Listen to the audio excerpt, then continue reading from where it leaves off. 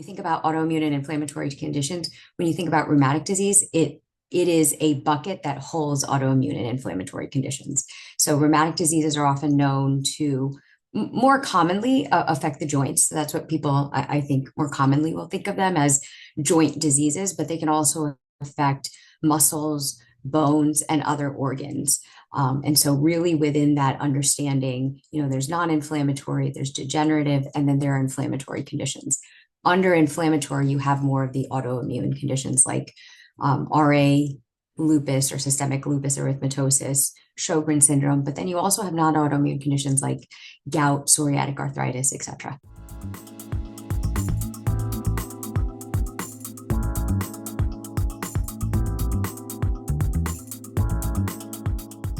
I think what is always exciting and absolutely critical is biomarker. What are new biomarkers? Up to 20% of RA patients, probably even more, depending on what study you look at, are seronegative, meaning these rheumatoid arthritis patients are not going to be test positive for the most relevant diagnostic markers, so CCP and rheumatoid factor. And so if they're negative, but they have RA, physicians, especially primary care, and even rheumatologists are often left, kind of going in circles with these patients, and that will delay treatment. So knowing whether or not there are markers that can fill that diagnostic void, right, of seronegativity, markers that can be, that demonstrate risk stratification early on. So potentially even before symptoms, so pre-symptomatic patients, there's a lot of work being done. I know specifically at the University of Colorado and other places around pre-RA. So what are markers that might quote unquote pop early that may provide guidance as to a patient's risk for eventually developing rheumatoid arthritis. There's a lot of research going on around genetic mechanisms. So what are some of these underlying genetic mechanisms?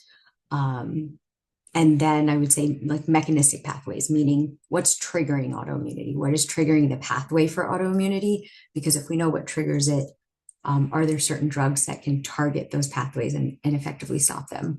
And then further still, then what are those therapeutics that would be tied to those pathways to be able to mitigate or stall those pathways out?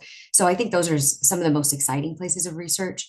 A lot of work being done around cell therapy, CAR T cell therapy. That's really exciting. And so I look forward to seeing kind of what comes out of that. I would say the space of autoimmune research has been advancing so rapidly because of just the types of symptoms and what we're seeing and even post-COVID, right? So it's exciting to see. And I think we're going to see a lot to come in terms of new and novel markers and even therapeutics that can make an impact in disease progression.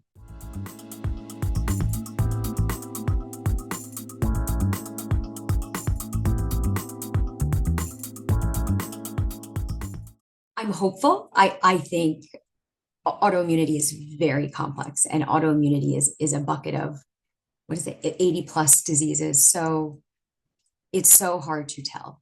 But again, going back to, and because they're so heterogeneous, but going back to, because so much more emphasis is being put on studying and understanding some of the root causes and mechanisms of autoimmunity, why they impact women differently.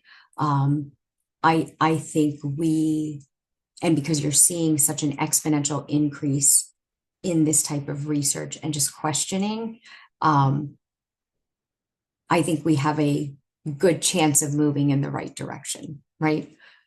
Whether or not in the next 10 years that's going to happen, I think we're sitting in almost a very good storm. I don't want to say the perfect storm just yet, but we've got AI, we've got brilliant people working on this. I think a core component of this is going to be kind of strategic, scientific pathways to better understand the disease and collaboration. I think that will be critical, is really just collaboration across the board globally. And if we can make all that happen and keep moving in the right direction, then I think we are well on our way to, at least for one or two of the diseases, finding something that will really either delay progression, slow down progression, or potentially even cure.